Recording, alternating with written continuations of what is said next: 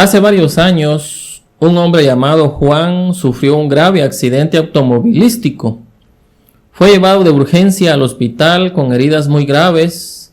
Mientras estaba en el hospital luchando por su vida, tuvo tiempo de reflexionar sobre su propia mortalidad. Durante su recuperación, Juan tuvo conversaciones significativas con su familia y amigos cercanos sobre sus deseos y creencias en caso de que no sobreviviera. Decidió, lo invito a que me acompañe en esta última lección de la unidad número 1, con el tema Jacob y José mueren bien. Más adelante le voy a narrar esta historia de Juan. Bienvenidos y bienvenidas. Buenos días, buenas tardes o buenas noches. Presentamos nuestro programa, Enseñanza Bíblica Dominical, que lo transmitimos desde el corazón del mundo maya, Petén, Guatemala. Con ustedes, nuestro anfitrión, el Dr. Melví Valdez.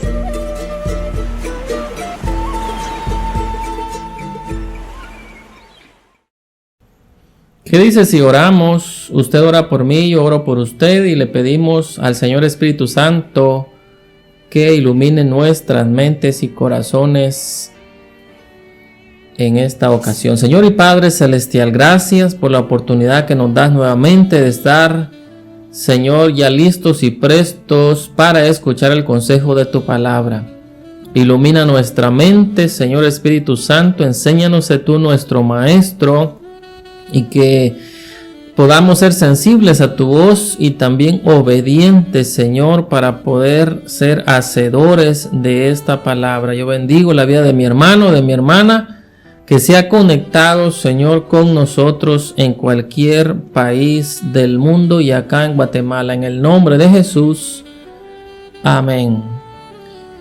Bendiciones, mis hermanos. Es un gusto poder estar nuevamente en la intimidad de sus hogares para continuar con esta serie de enseñanzas bíblicas de escuela dominical. Hoy estamos terminando la unidad número 1 con el tema Inicios de la historia israelita. Tenemos la lección número 7 que corresponde al 15 de octubre del año 2023. Tenemos ahí la verdad central. El tema dice: Jacob y José mueren bien. Ahora vamos a ver qué significa eso. La verdad central dice: Dios permite a sus hijos terminar bien la vida terrenal, ya que sabemos que para nosotros, los hijos de Dios, la muerte solamente es un vehículo que nos traslada directamente a la misma presencia de Dios. Cerramos nuestros ojos acá y los abrimos en la presencia de Dios. Mire qué maravilloso. El versículo clave lo encontramos en la segunda carta a Timoteo, capítulo 4, versículos 6 al 7. Y dice: en el nombre de las tres divinas personas, porque yo, Pablo, ya estoy para ser sacrificado, y el tiempo de mi partida está cercano. He peleado la buena batalla, he acabado la carrera, he guardado la fe. ¿Qué le parece? ¿Qué fue lo que más le llamó la atención a usted de este versículo? ¿Qué cree usted que es lo más importante? Mira, el tema dice que Jacob y José mueren bien, y ahora podemos decir que el apóstol Pablo, Jacob y José murieron bien. ¿Será que cuando usted y yo muramos, si Dios así lo permite y lo quiere, y Él todavía no ha venido a llevar a su iglesia y le permite a la muerte venir por nosotros, la gente podrá decir, o los que nos conocían, nuestros familiares, los hermanos de la iglesia, podrían decir lo mismo que estamos diciendo ahora del apóstol Pablo, de Jacob y de José, que murieron bien? ¿Será que puede la gente decir eso? podría decir eso. Vea, el apóstol Pablo dice, porque yo ya estoy para ser sacrificado. Vea usted cómo el apóstol Pablo ve su muerte como un sacrificio por la causa de Cristo, por la causa del mensaje del evangelio, del poder transformador del evangelio. Él lo ve, mire, su muerte como un sacrificio. Vea usted como una ofrenda agradable delante de la presencia de Dios. O sea, acá podemos ver que el apóstol Pablo no lo iban a decapitar o a asesinar por delincuente, porque no pagaba o no pagó sus deudas, porque comió lo que no tenía que comer y se intoxicó, porque tenía cáncer. No, mire, el apóstol Pablo acá lo que nos está diciendo es, yo ya terminé y todavía seguía vivo. Mire, hay un montón de gente que quizás nos vamos a morir y todavía dejamos muchas cosas pendientes. El apóstol Pablo no. Vea usted, porque yo ya estoy para ser sacrificado y el tiempo de mi partida está cercano. Vea lo que dice, he peleado la buena batalla, he acabado, vea lo que dice, he acabado mi carrera. O sea, el propósito por el cual yo vine a esta tierra, a este mundo, por el cual Dios permitió que mi madre me diera a luz y yo viniera a pisar esta tierra, esa misión, ese propósito, yo ya lo cumplí. Vea usted que el apóstol Pablo acá podemos ver que a él le sobró tiempo. ¿Conoce usted gente que dice no tengo tiempo para Dios, para orar, para leer la Biblia, para congregarme?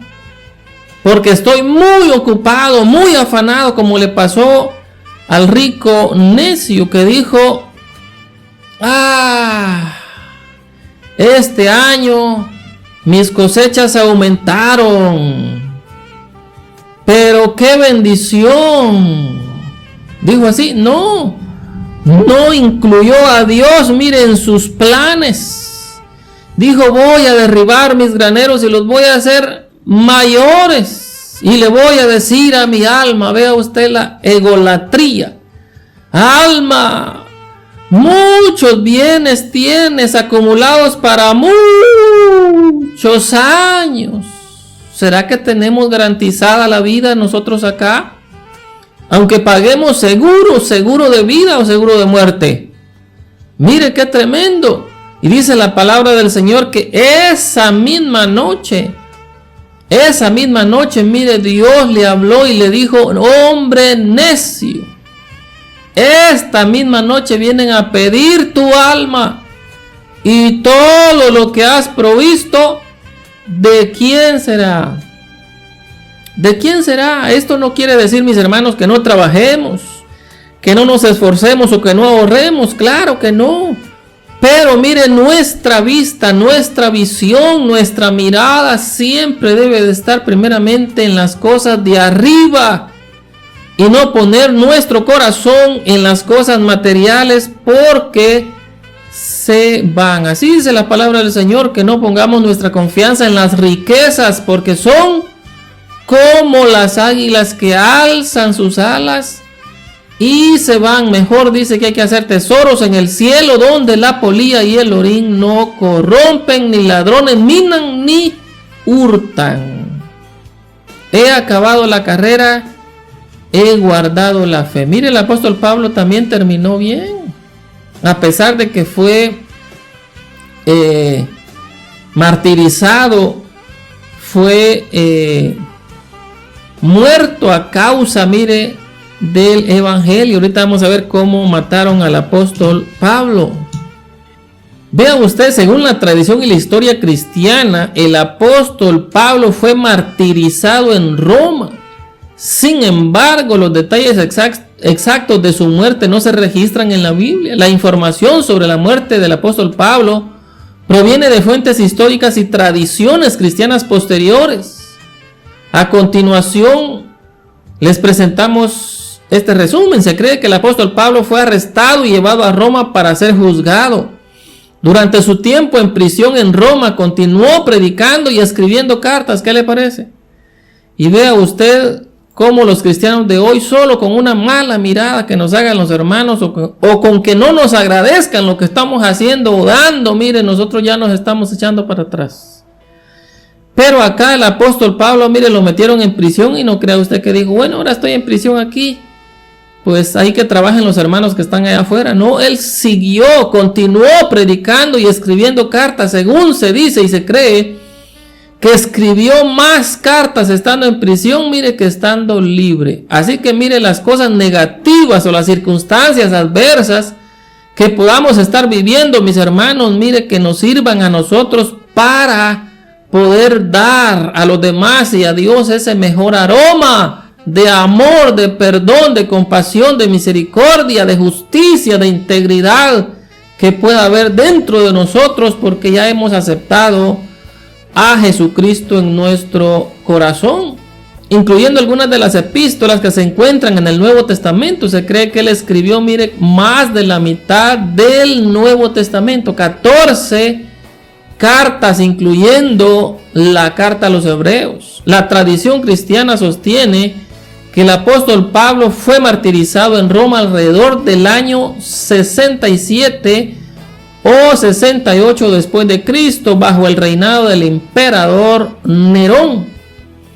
Según la tradición, el apóstol Pablo fue ejecutado por decapitación. Mire, le cortaron la cabeza. La decapitación era un método de ejecución común en Roma antigua. En la Roma antigua se cree que el apóstol Pablo fue considerado un enemigo del Estado debido a su predicación cristiana y su negativa a renunciar a su fe en Jesucristo. Mi hijo Emerson Jr. un día de estos me preguntó y me dijo, papá, ¿será que las personas que se van a quedar en el rapto de la iglesia van a tener oportunidad de ser salvos después? Vea usted la palabra del Señor en el libro de Apocalipsis. Nos narra esta respuesta. Porque dice que alguien preguntó, ¿y estos de dónde salieron? ¿Quiénes son? Y les respondieron y les dijeron, estos son los decapitados que han venido de la gran tribulación y que han lavado sus ropas en la sangre del Cordero. Entonces van a ser salvos, pero van a tener que entregar su vida. Imagínese usted que les arranquen uña por uña. Mire, el enemigo, el anticristo, va a usar un método que ya se está usando últimamente. Con esto, mire, de la pandemia se usó un método para que los trabajadores se vacunaran, entre comillas, porque eso no es vacuna. Lo que estuvieron administrando, que prácticamente se les obligó a que se dejaran inyectar por esa sustancia. Entonces igual va a ser el anticristo en la gran tribulación. Dice que el que no tenga la marca de la bestia, que es marca de hombre 666, no podrá comprar ni podrá vender. Entonces va a agarrarse, mire, el anticristo de eso. Imagínese usted. El diablo sabe perfectamente bien que cuando se trata, mire, de la integridad física o de proteger nuestra vida, el ser humano hace cualquier cosa. Tremendo. Entonces, imagínese usted que hoy, que es gratis, vamos a decir así, porque ya Jesucristo pagó con su vida hasta la última gota de sangre en la cruz del Calvario para que usted y yo seamos libres de la condenación eterna, del infierno, del lago de fuego, que nuestras almas sean salvas, nuestro espíritu, nuestro cuerpo. La gente no quiere, hace oídos sordos al mensaje de la salvación del evangelio que se predica. Mire, por todos lados, en las iglesias, por diferentes medios de comunicación ahora también. La gente no está teniendo en cuenta el mensaje de salvación que Dios está dando a través de los diferentes medios de comunicación. Ahora imagínense usted en aquel tiempo. Les van a arrancar una uña y les van a decir renuncias a la fe y a la creencia en Jesús. No, muy bien, les arrancan la otra uña. Renuncias, no, les arrancan la otra uña. Renuncias, no, les arrancan la... Mire, va a ser un martirio.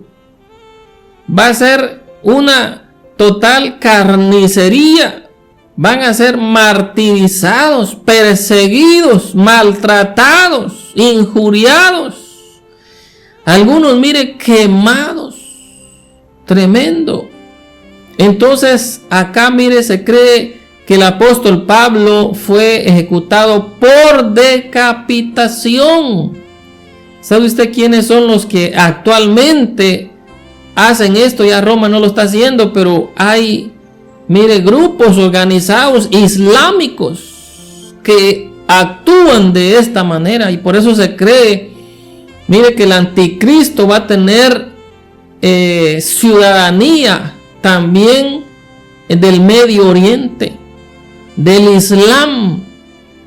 Entonces, al apóstol Pablo, mire, el Estado lo consideraba enemigo de Estado, pero no porque haya sido un criminal más buscado del país. No, era por su predicación cristiana y su negativa a renunciar a su fe en Jesucristo. Es importante entonces destacar que la información sobre la muerte del apóstol Pablo se basa en tradiciones y relatos posteriores y no en registros históricos contemporáneos, dado a que los detalles específicos no se registran en la Biblia y la información histórica es limitada. La narrativa sobre la muerte del apóstol Pablo se basa entonces en la tradición cristiana y en la evidencia indirecta de fuentes históricas. Pero lo que sí es cierto, mis hermanos, es de que vamos a morir. Si Cristo no viene antes, mire, vamos a morir de una o de otra manera. Pero ahora acá vamos a aprender cómo podemos morir bien, como murió Jacob y José. Y el apóstol Pablo también, mire, porque la palabra del Señor dice que para nosotros debe de ser ganancia. El vivir para Cristo y el morir debe de ser ganancia. El apóstol Pablo nos da a nosotros este ejemplo porque él establece este principio. Yo les he dicho a ustedes acá que para mí, mire, si Dios permite que su servidor fallezca, yo voy a seguir predicando aún muerto en la tumba, porque ya hemos dejado, mire, esta palabra, este legado a la iglesia de nuestro Señor Jesucristo a nivel nacional, a nivel internacional, a nivel mundial. Está grabada esta palabra acá, y como dice que Jesucristo es el mismo ayer, hoy y por todos los siglos, su palabra también se ha grabado ya desde hace 2 años aproximadamente esta palabra, pero ese mensaje que se dio quizás hace 1 año o 2 años, si usted lo escucha ahora, puede ser rema para usted el día de hoy. Así que miremos entonces esta lección final de la unidad sobre la historia temprana de Israel. Toca varios puntos claves. Primero, al examinar las últimas palabras de Jacob, obtendremos una idea no solo de su legado, sino también del futuro de cada uno de sus hijos dentro del gran plan de Dios. Ahí tenemos, mis hermanos, el fundamento bíblico en el libro de Génesis capítulo 49, versículo 28 al capítulo 50, versículo 26. Ahí tenemos entonces las palabras finales de Jacob. De repente usted no sabía, pero lo más importante de una persona que está en el lecho de muerte son sus palabras finales. Es su deseo último. Su última voluntad, decimos nosotros, puede ser incluida en un testamento. Entonces vamos a hacer un resumen de este capítulo 50. Usted lo puede leer ahí en la intimidad de su hogar. La muerte de Jacob. El capítulo comienza con la descripción de la muerte de Jacob, quien reúne a sus hijos para darles bendiciones. Vea usted qué maravilloso es que nosotros bendigamos a nuestros hijos, a nuestra familia. Y también dio profecías individuales antes de fallecer. Las podemos ver ahí. El temor de los hermanos de José después de la muerte de Jacob. Los hermanos de José temen que ahora José se vengue de ellos por lo que le hicieron en el pasado, cuando lo vendieron como esclavo. Génesis capítulo 49, versículo 28 dice, concluye con las palabras de Jacob a sus hijos. Estas bendiciones se aplican a las tribus que más adelante descenderían de cada uno, con la preeminencia de Judá y de José. La tribu de Judá dominó la historia del sur y la tribu de Efraín y Manasés lo representan. Los representantes tribales de José fueron dominantes en el norte. ¿Cuáles fueron las últimas palabras de Jacob? Jacob pidió ser sepultado con Isaac y Abraham. Él había hecho una petición similar en el capítulo 47, versículo 29 al 31. ¿Por qué? Porque ante todo Dios le había dicho que así sería. Versículo 4 del capítulo 46 de Génesis. Y también demostraba que la fe de Jacob en la promesa del pacto de Dios permanecería fuerte en su corazón hasta la muerte. Mire lo que Dios nos ha prometido, mis hermanos. Hagámoslo nuestro. No importa las circunstancias. Dios nos ha dado promesas especiales en su palabra y deben de ser nuestras. Hay un canto que dice: las promesas del Señor mías son. No las entreguemos, ni mucho menos las regalemos, ni las abandonemos. Mire, deben de estar presentes a cada minuto en nuestra mente, en nuestro corazón, porque esto es maravilloso. José llora por la muerte de su padre, pero acá tenemos también ese temor de los hermanos de José. Después de la muerte de Jacob, los hermanos de José temen que ahora José se vengue de ellos por lo que le hicieron en el pasado.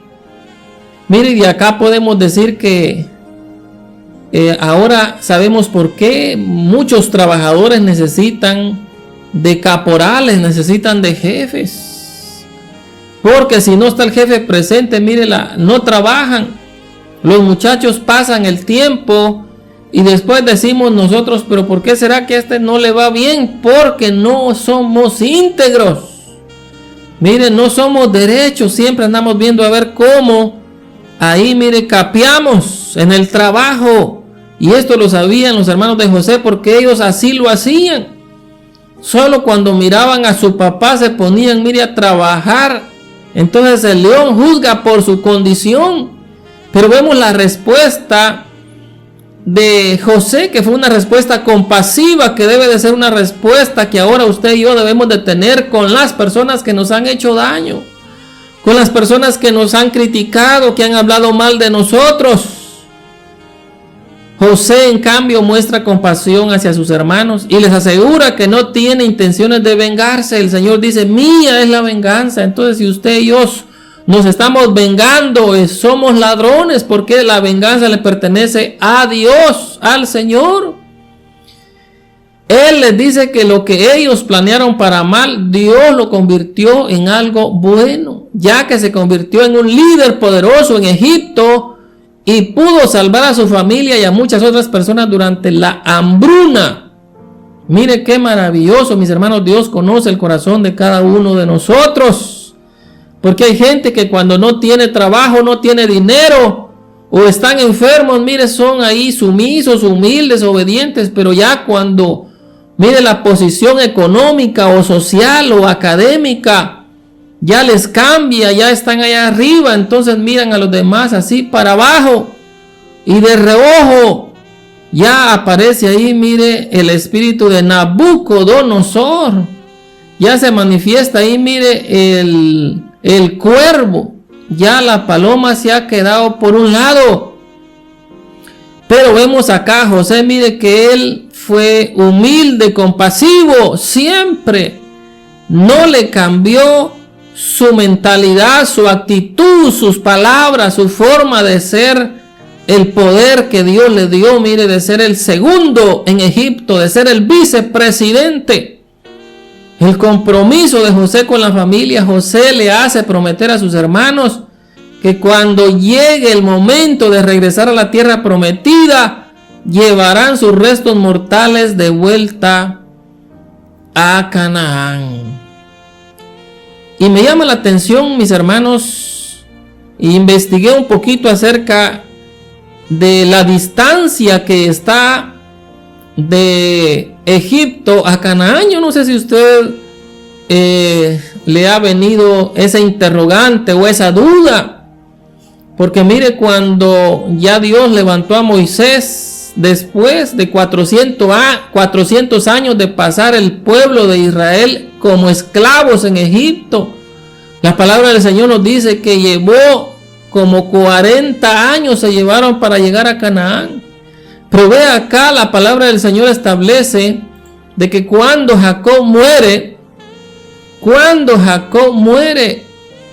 José, estando en luto, no se podía presentar ante el faraón. Entonces le manda a decir, mire, que si puede darle permiso para ir a enterrar a su padre, porque cuando su padre estaba a punto de morir, lo hizo jurar que lo enterraría en su propia tumba, la cual estaba en Canaán.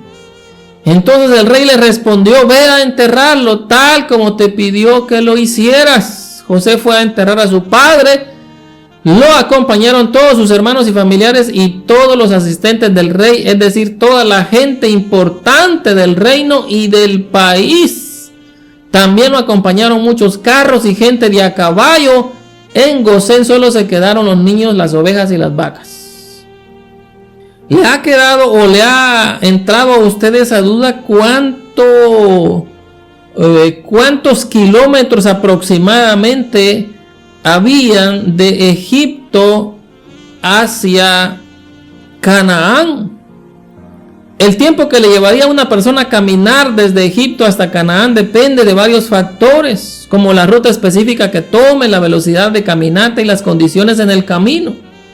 En la antigüedad, los viajes a pie entre estas dos regiones habrían sido influenciados por el terreno, la disponibilidad de caminos y fuentes de agua y otros factores. En términos de la distancia entre Egipto y Canaán, se estima que es de aproximadamente de 450 a 550 kilómetros. Aproximadamente los que vivimos acá en Guatemala, en el Petén, es como del Petén a la ciudad capital. Esa es la distancia, mire, que recorrieron con el cadáver de Jacob, José, sus hermanos, sus familiares y también, mire, los oficiales o asistentes del rey.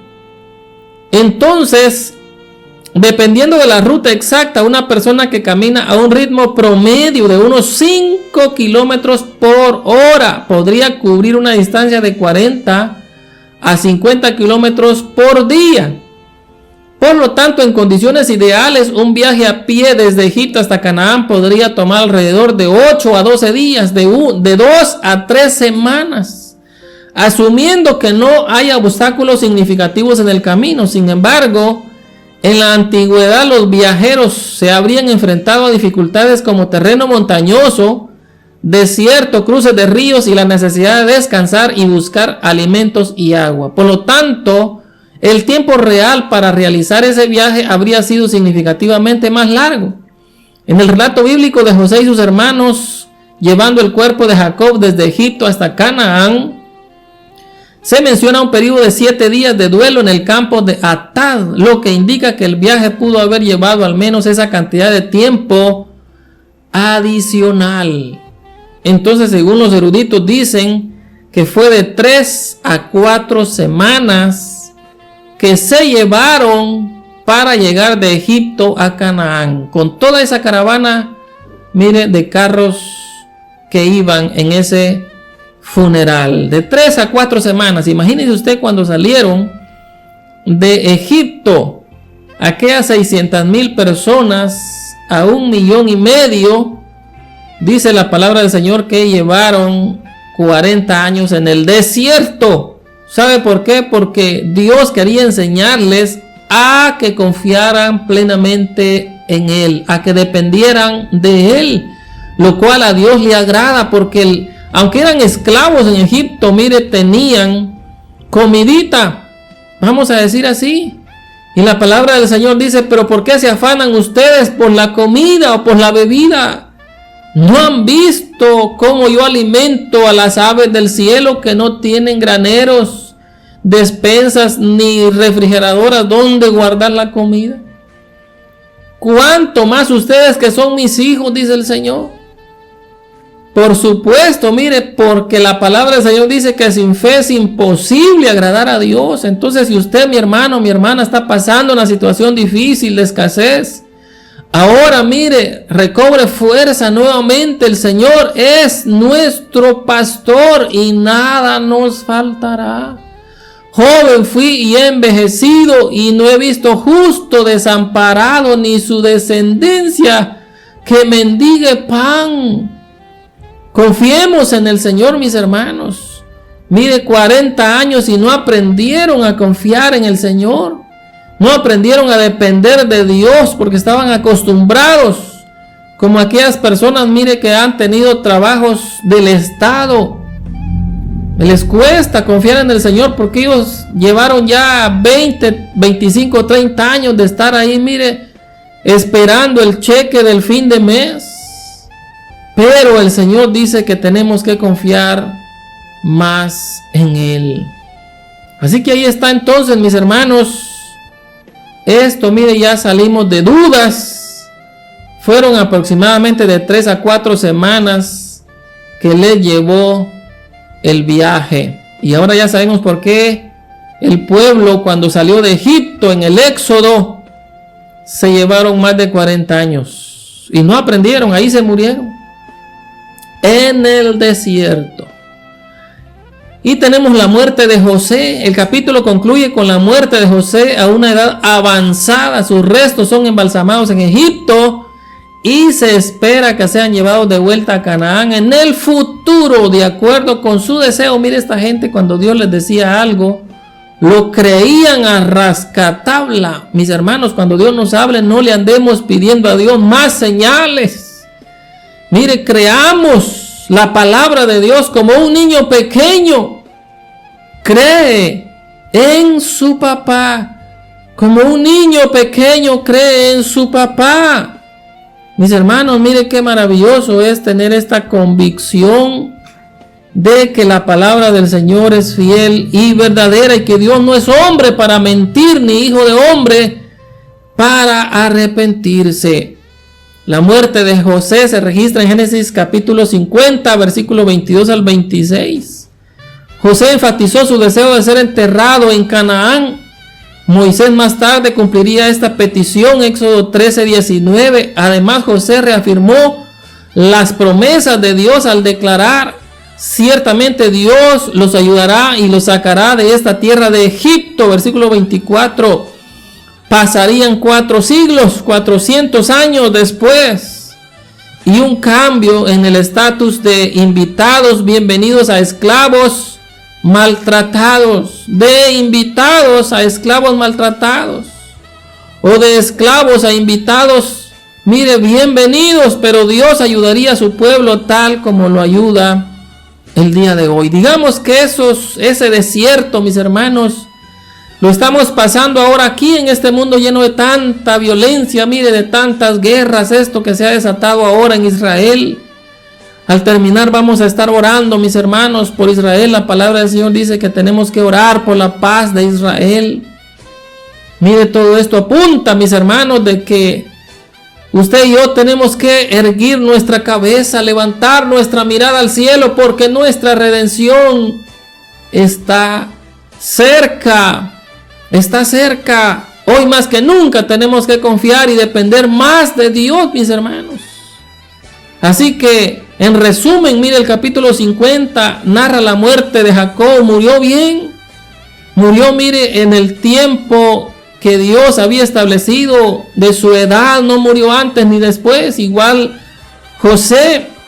Hay gente, mire, que tiene que vivir 80 años, pero por su mala actitud, mire, por su desobediencia y rebeldía y pecado, porque la gente, mire, no está reconociendo su pecado, entonces no se pueden arrepentir ni volverse a Dios. Se mueren antes de tiempo, jovencitos. Jovencitos, mis hermanos, están yendo, mire, partiendo al más allá sin Dios y sin esperanza.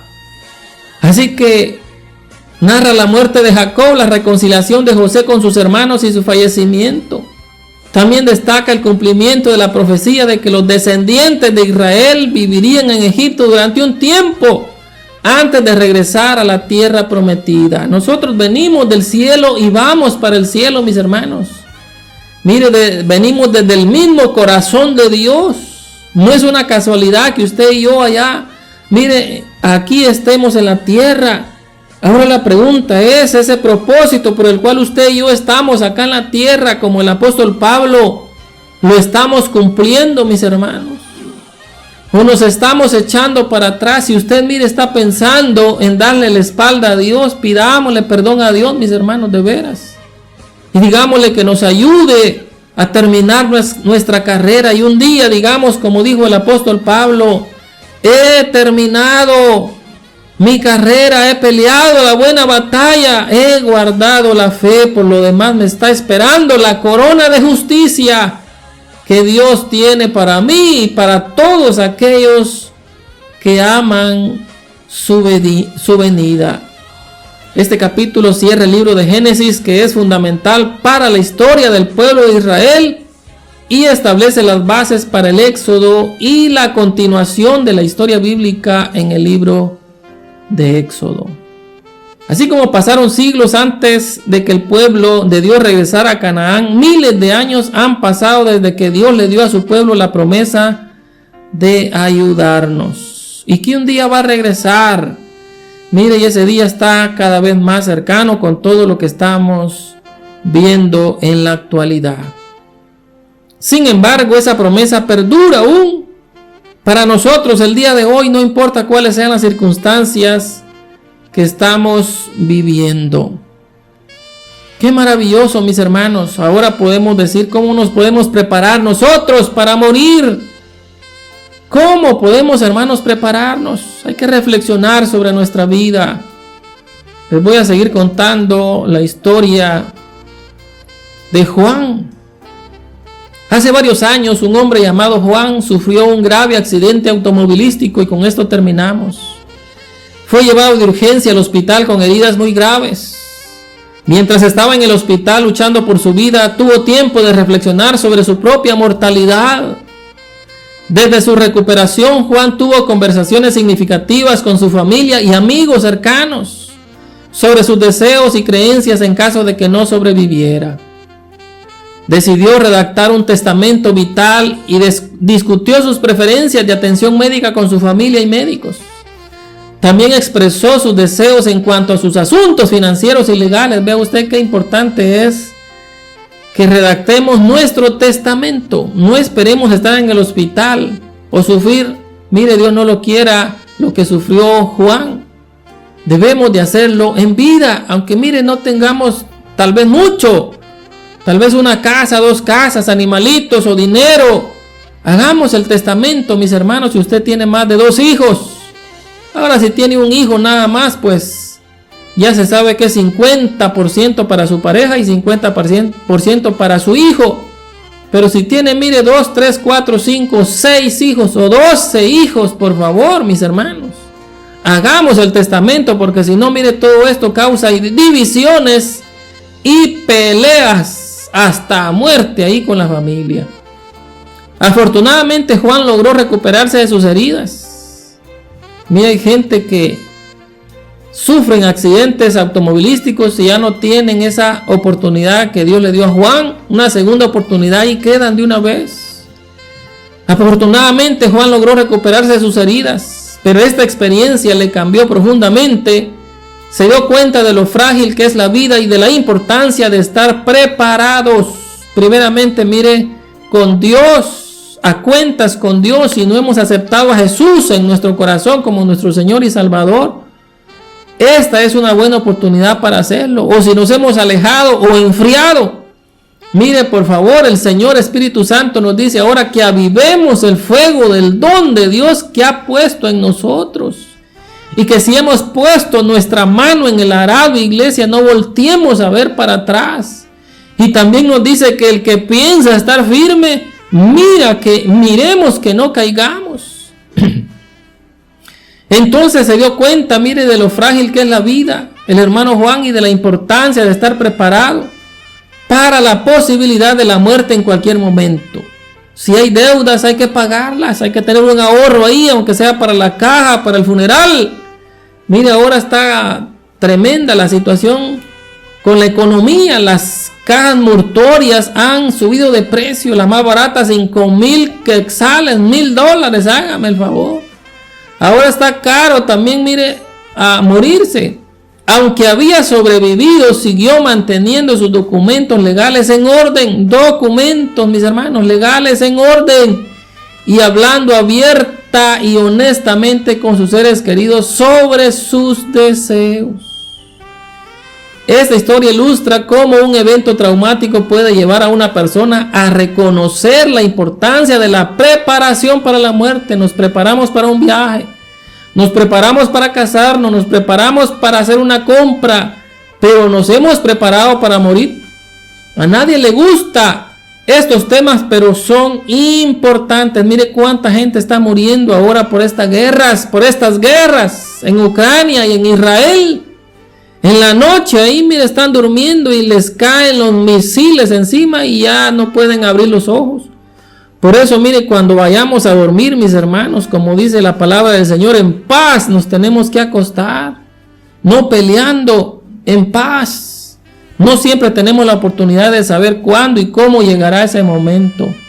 Por lo que estar preparados legal, emocional y espiritualmente, mire, también económicamente, puede proporcionar consuelo y claridad a nosotros y a nuestros seres queridos en ese momento, en tiempos de dificultad.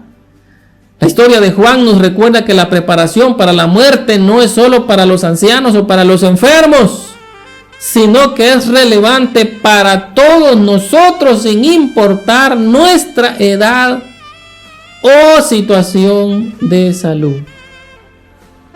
Pregunta: ¿está usted, mi hermano, mi hermana, preparada y preparado, mi hermano, para morir?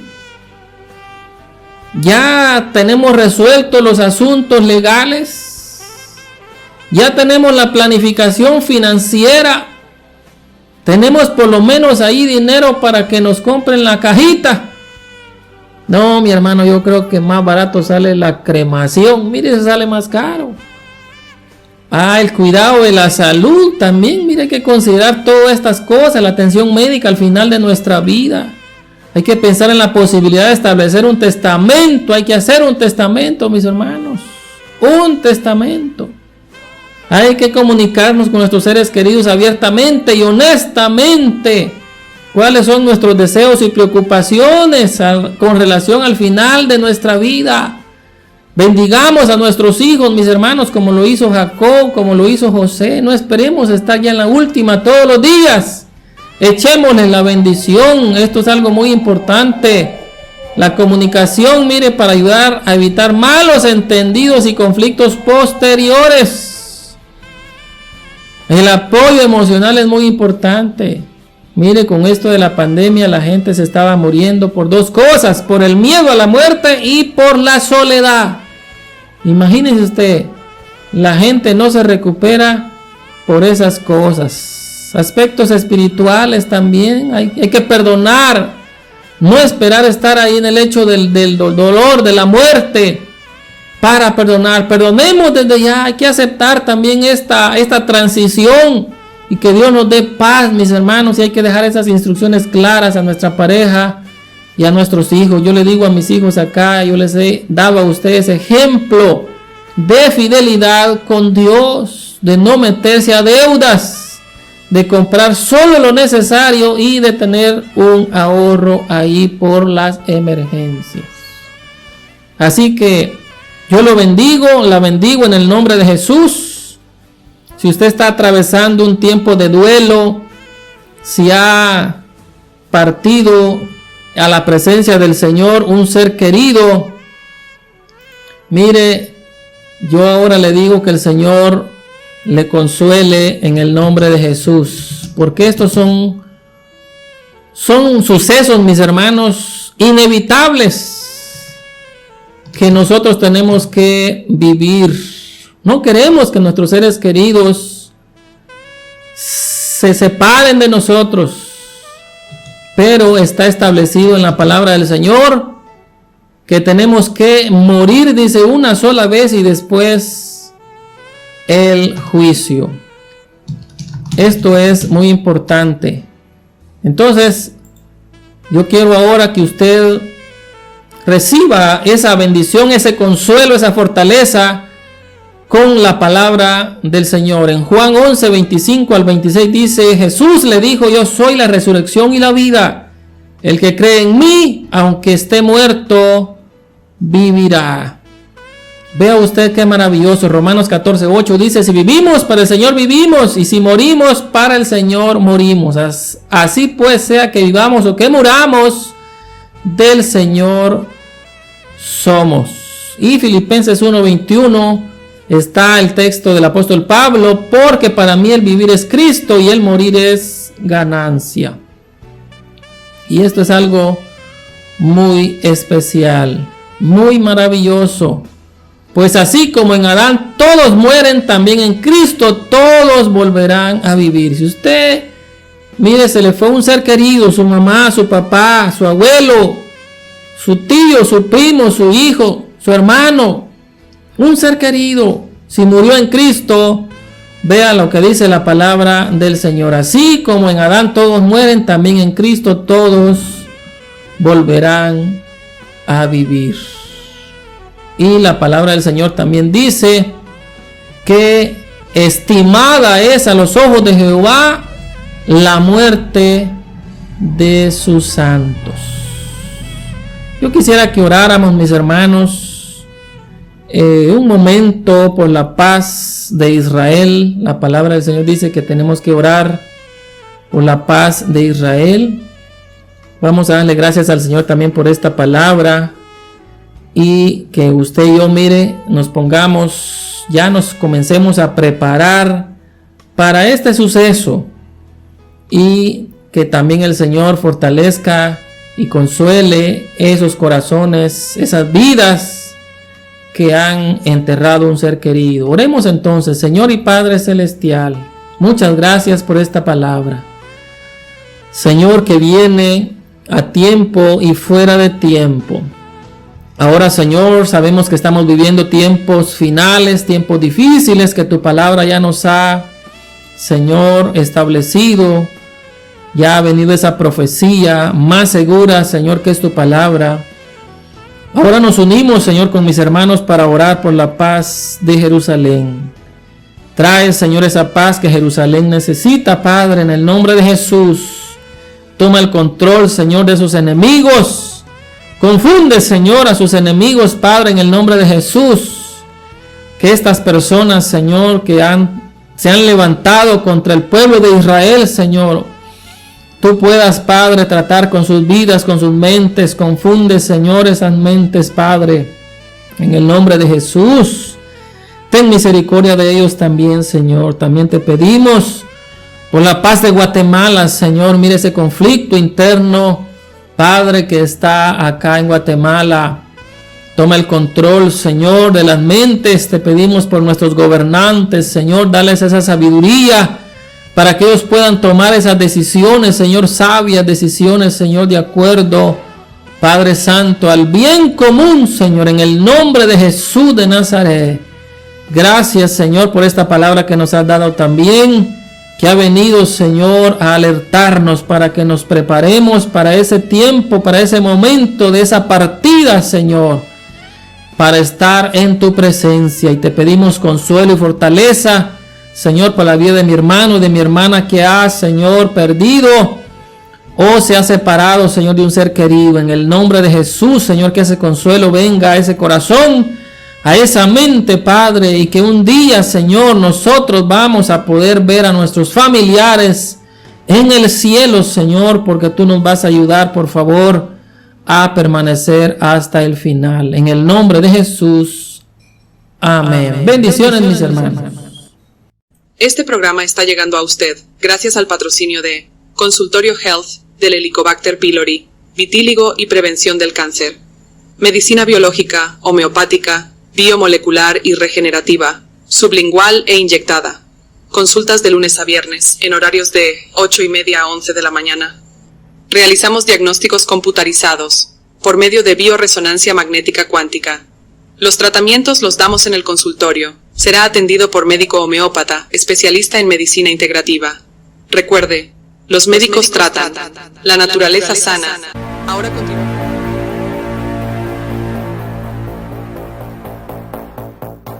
If I ask you here and now, have you chosen your role in life? Do you follow, do you lead? Why not be number one? Step by step, come on, let's go. Sí, muy buenas tardes, me llamo Efraín Jiménez. Hace aproximadamente unos 2 meses, pues tenía muchos problemas graves con mis piernas, al grado de que se me empezó a podrir parte de mi pie, o en este caso mi dedo gordo. Y entonces no había circulación ni tampoco cicatrizaba porque mi glucosa, tengo problemas de diabetes, pues no podía cerrar la herida al punto de que estaba a punto de extirparme ya sea el dedo o el pie. Pero llegué a una reunión de APL aquí, y entonces se me caló la glucosa antes de iniciar el programa que estaba presentando esa reunión. En esa reunión se me dio el producto con la nutrición, el normal que se utiliza para la glucosa, y automáticamente, sin exagerar, en una media hora, 40 minutos, bajó de 600 a 356 más o menos. Ahí tenían el medidor de glucosa. Continuó tomando ese producto al punto de que se me ha casi totalmente, yo diría que está cerrado totalmente la herida y la circulación está trabajando muy excelentemente. Y en cada aspecto de mi salud ha mejorado muchísimo. Y ha sido una maravilla, yo le digo espiritual y cuántica a la vez. Gracias por su tiempo y de veras tomen beneficio de su salud.